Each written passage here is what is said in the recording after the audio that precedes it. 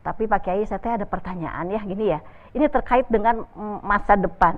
Allah itu memang menghijab, menutup. Jadi kita nggak tahu ya Bu ya, masa depan kita itu akan seperti apa. Nah, yang mungkin ibu-ibu juga pernah tahu bahwa kita itu kan tidak boleh berangan-angan ya, Pak Kiai ya. Betul. Karena angan-angan itu memang terkait dengan sesuatu yang belum terjadi gitu ya.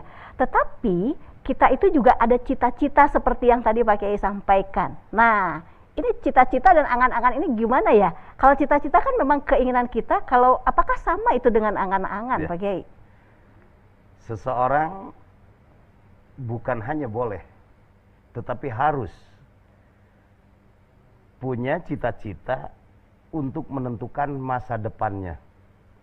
Tetapi di dalam Islam itu ada istilah tulul amal, ada istilah himmatun aliyah. Tulul amal itu berangan-angan, berharap sesuatu kapan bintang akan jatuh dari langit. Tanpa ada ikhtiar. Tanpa melakukan sesuatu, kita Tidak hanya melakukan berhayal. sesuatu. Ya.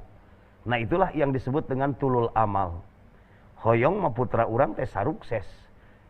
Tetapi yang tidur setelah subuh dibiarkan.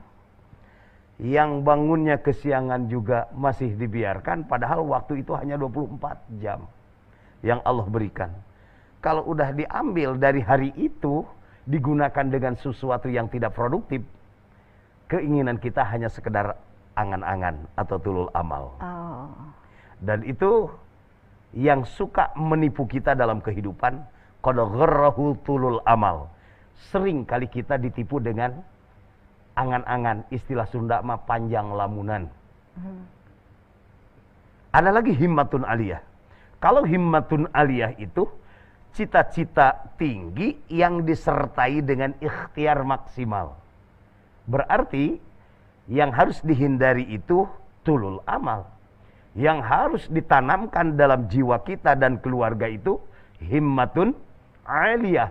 Cita-cita yang tinggi, setinggi langit. Gagalnya setinggi langit-langit rumah lah. Iya.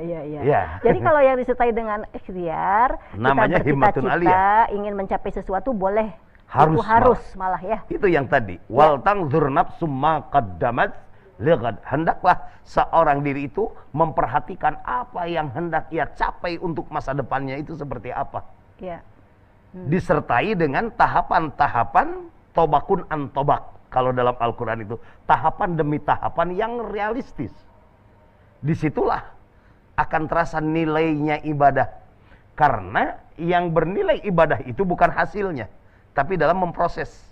Karena ketika kita hanya berharap dengan hasil, cukup bagi Allah, idza aradallahu syai'an ayyaqula lahu kun fayakun. Tetapi kan bukan itu ya. Ikhtiarnya itu yang menjadi ibadah, Bu. Asal tidak lepas dari ittaqullah. Awalnya ittaqullah, akhirnya juga ittaqullah. Dalam memproses kerja keras, ternyata apa yang kita upayakan tidak kesampaian, nilainya kan dalam ikhtiarnya itu. Ya. Karena ketika kita berangkat ke Jakarta, nauzubillah, di tengah perjalanan kena musibah, kan kita tidak akan dihitung orang yang masih tinggal di rumah, tetap saja sudah berangkat ke Jakarta. Iya, betul. Nah itu,